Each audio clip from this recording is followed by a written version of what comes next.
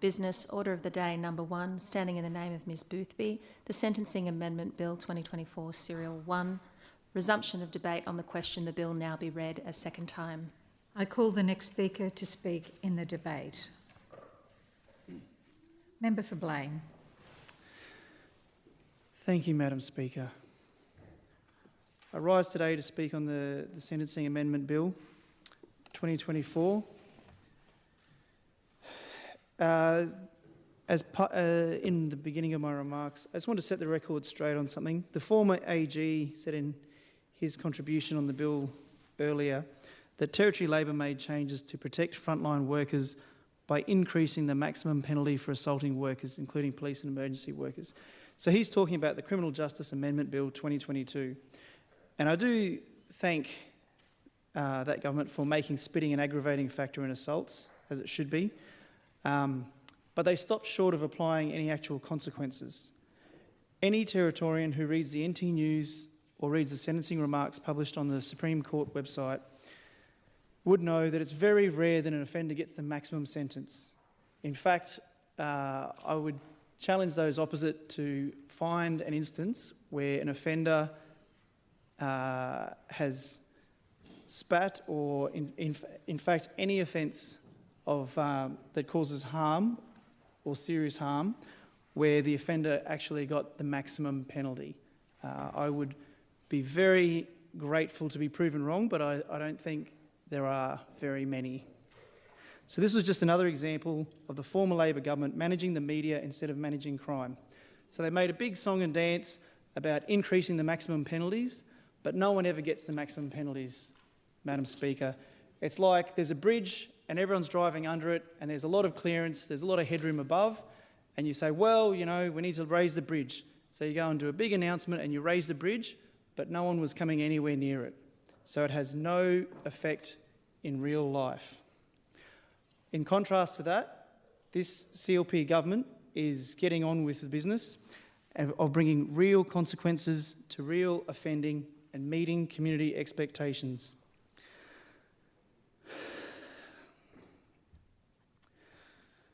For example, the member for Drysdale, I've been talking to recently, he's been very concerned about a serious assault that happened in his electorate of Grey.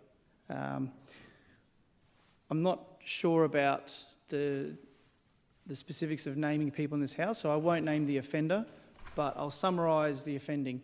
A man went into a house, committed a very, very serious sexual assault, quite brutal. It went on for quite some time. This was an offender who was on a suspended sentence, the judge recorded in his notes, for another series of offending. Now, the maximum penalty for sexual assault, otherwise known as rape, is life imprisonment. Now, the judge recorded the details of this offending in his remarks, and I won't repeat them here because they're not really fit for decent people. They're quite disturbing. But suffice it to say, they would be at the upper range of that kind of offending. And he got 7 years. Granted, that's a long time, but it's for the harm and trauma that would have been inflicted upon this innocent victim who was just in her house, living her life. Does that meet community expectations? Well, I'll let you decide.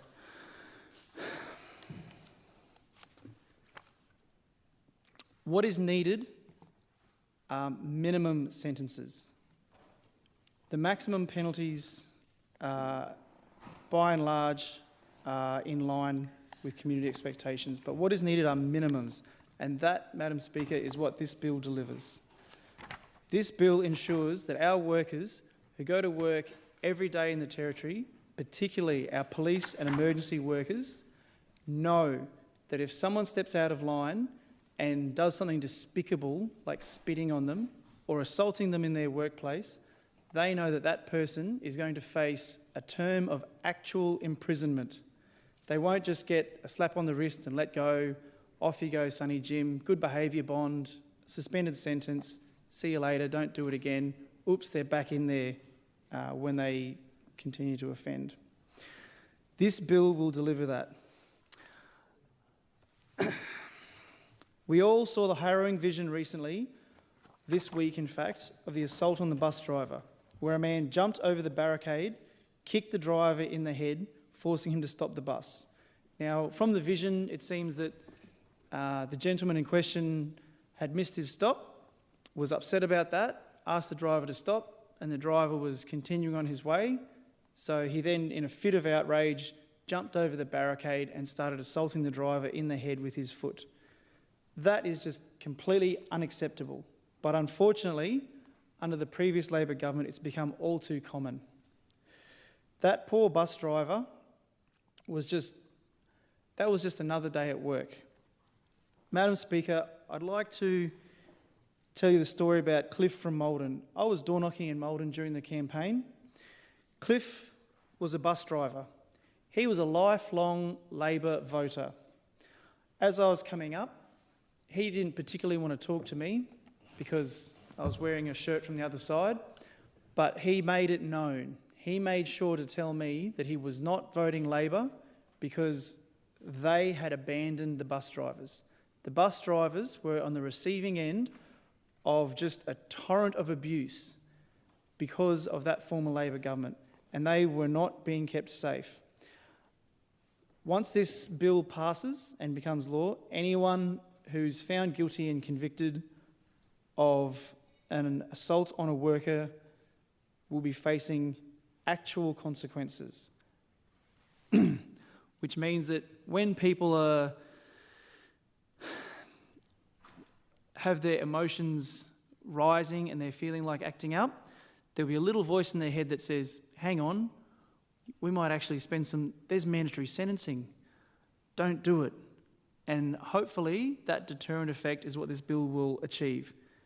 That when these lawless people are looking to respond to their out-of-control emotions and assault our workers in their place of work, that they will think twice and refrain. When I was a kid, I grew up here in the Territory, and I remember a time catching buses around Darwin when they didn't have floor-to-ceiling plexiglass. I think they might have just had, remember for Breitling, do you recall? I think they just had a little door at about waist height. Unfortunately, we're not in that world anymore. You know, with the complete lack of consequences, offending has escalated and escalated and escalated to now where bus drivers need to be behind floor-to-ceiling plexiglass. As the opposition leader said, Territorians have been let down by Labor. I'd like to talk about a legend in the electorate of Blaine, Sandra from the Woodruff Shops. Sandra is an institution in the suburb of Woodruff. She has probably one of the most thankless jobs around, but one of the most necessary. She works in the Woodruff Shops, making long hours, making sure that anyone from around that suburb or anyone around Palmerston can drop in. You can grab your milk, you can grab some essential groceries, you can grab a bottle of wine if it so pleases you, and you can be on your way. And when I was door knocking in Woodruff, I'd frequently drop in there to grab a bottle of Coke, have a driver reviver, have a yarn, see how things were going before I headed out again. Sadly, it is a regular occurrence for me to receive messages from constituents in Woodruff telling me about the latest instance of Sandra being assaulted. I know she's a private person, so I won't enter too much onto the public record, but Sandra is deeply appreciated and valued by all the residents of Woodruff, and every time she's assaulted and her store is damaged and invaded by offenders who sometimes they're chasing alcohol, sometimes they're chasing cigarettes, sometimes they're just looking to cause vandalism. Every time that happens, it causes pain and suffering to the people of Woodruff because we all care for Sandra, and when she hurts, we hurt. This bill brings consequences for these people who think that it's okay or indeed fun and a good time to go into a shop and assault someone in their own workplace. It's not fun. It's not a good time. It's not appropriate. It should not happen. Over the last few years, I've spoken to a lot of workers around the Territory, including police, and the stories they tell me are harrowing. Spitting, one former police member now, unfortunately, told me that spitting is so common that police frequently don't even report most instances unless they're particularly bad. He told me that it was completely normal, completely common for him to be spat on his uniform. And that's not an isolated occurrence. One of my other constituents, who again he's now a former serving police officer. Again, this speaks to our retention issue. Why is it so hard to retain police officers? Because the former government did not have their back. They were not supported. He told me that he would regularly, it was his common practice to leave his uniform and his boots at the station and get changed and come home, because he had 2 small children and a young wife, and he wanted to be able to cuddle them and kiss them, and he was afraid of the spit and the bile on his uniform contaminating his house. I can't even express what this young father was going through, that this was a common practice for him.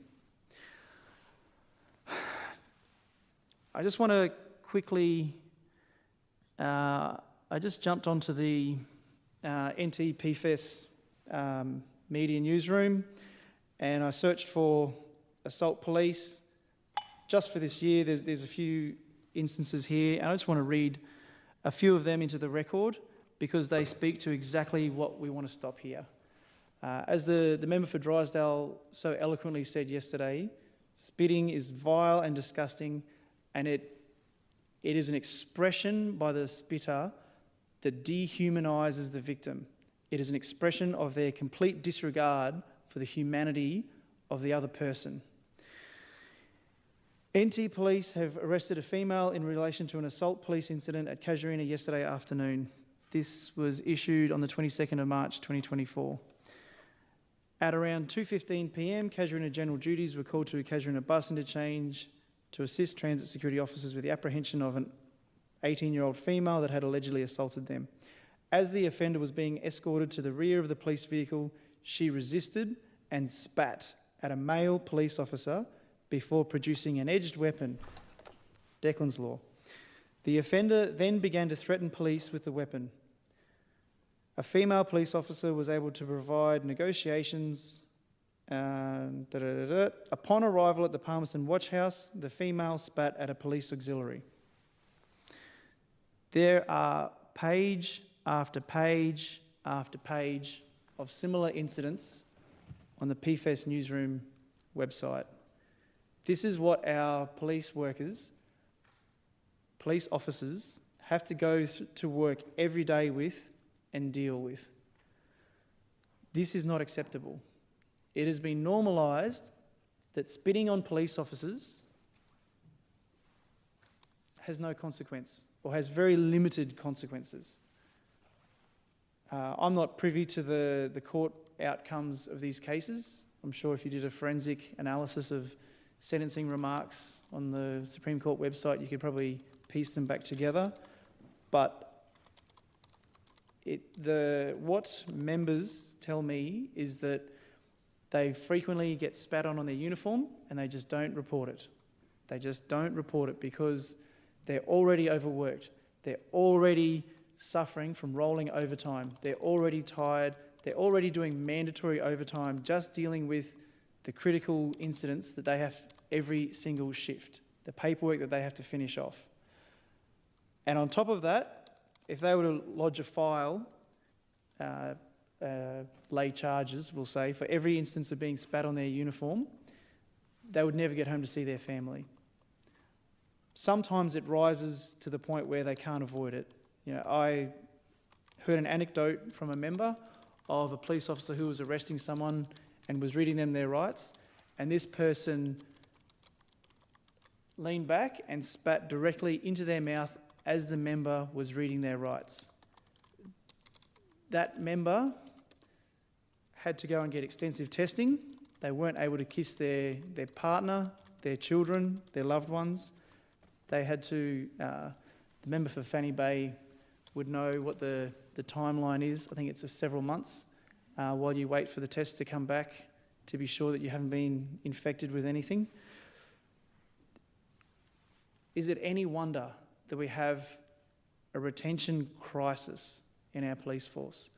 We need strong laws and strong consequences to protect our police, to provide a strong deterrent to offenders who would seek to express their complete disregard for the humanity of another person by spitting on them. To the workers of the NT, I say to you, the CLP is here for you. We hear you and we will protect you. We won't talk about it.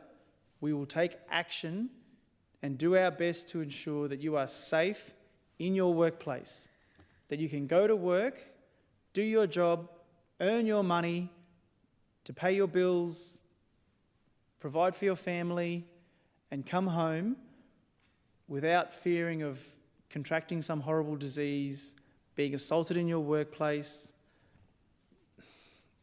I think there's a lot of themes between this bill and Declan's law.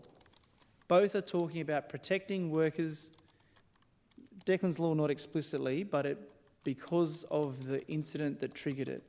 Protecting workers in their workplace. I want to read out some of the stats on crime in my town of Palmerston over the last 8 years that just illustrate how things have gone from bad to worse. So in the year to August, from 2016 to 2024, acts intended to cause injury, 479 to 1,054. So that's, I believe, an annual figure and the change over 8 years. So that's quite a significant increase, I think 120%. Offences against the person, 583 to 1,256. That's a 115% increase. Domestic violence assaults. We've spoken a bit about domestic violence in this chamber just recently, and I think we've all, in the matter of public importance, we've all agreed that domestic violence is abhorrent, and we all agree to do everything we can to prevent it. Under the former government's watch, domestic violence in Palmerston, 2016, 247. In 2024, 654. It's a 164% increase over 8 years. Every one of those 654 incidents is someone who was assaulted, sometimes severely, by one of their loved ones, someone who professed to love them, care for them, look after them. Alcohol-related assaults. 2016, 212. 2024, 531. Increase of 150%. We've had an experiment over the last 8 years, and the experiment was, we don't like when Indigenous people are incarcerated. We don't like when youth are incarcerated.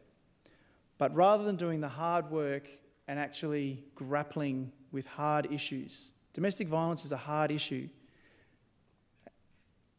Offending in our Indigenous community is a hard issue. There are deep causes that are driving these statistics. But rather than actually grapple with them, the former government loosened the law, reduced consequences, let people out of prison. And unfortunately, the consequence of that was increased offending. Because if there's no consequence, why should your behaviour change? I want to repeat that. If there's no consequence, why should your behaviour change? Behaviour only changes when you get a negative feedback and you go, oh, I don't like that. I don't like that consequence. I don't want to do the thing that caused that consequence again. And then when the opportunity comes up, you think twice. That's what we talk about as the deterrence effect of legislation. As a short anecdote, like many in here, we probably all had muck-up day when we were going through high school. I remember some pretty wild muck-up days when I was at Nightcliff High in the 90s. Some of them were probably verging, some of them were inappropriate by the older years.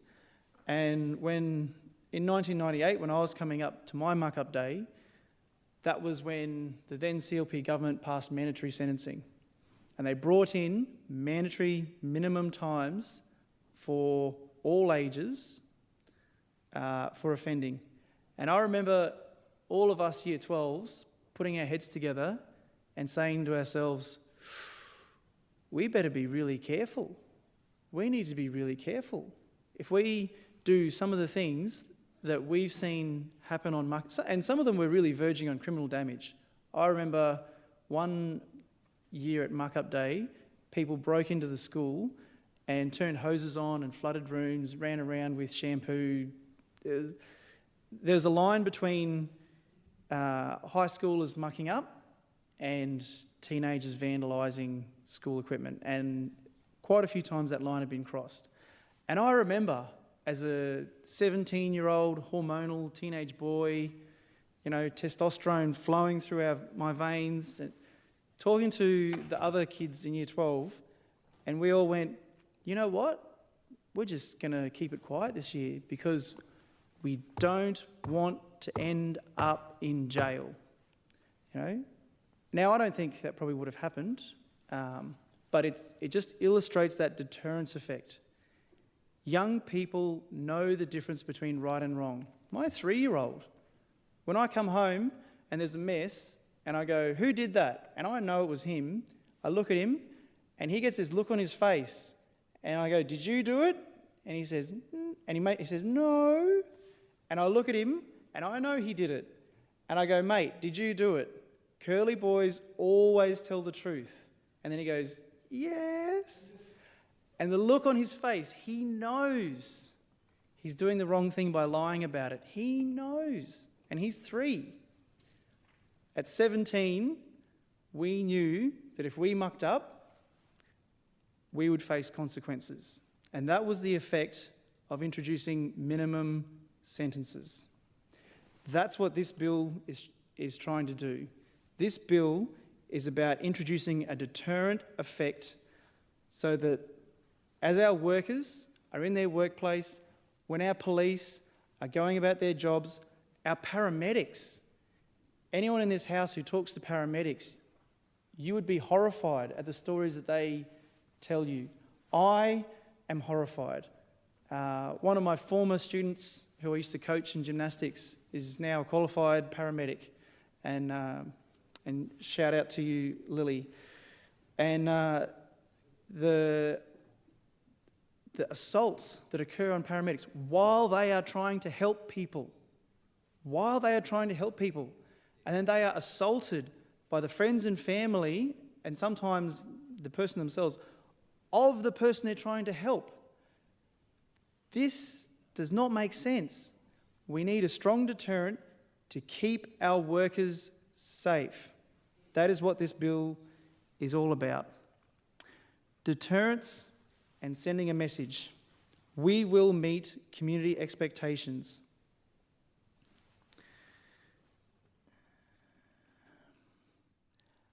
And that's why I commend this bill to the House. Thank you, Madam Speaker.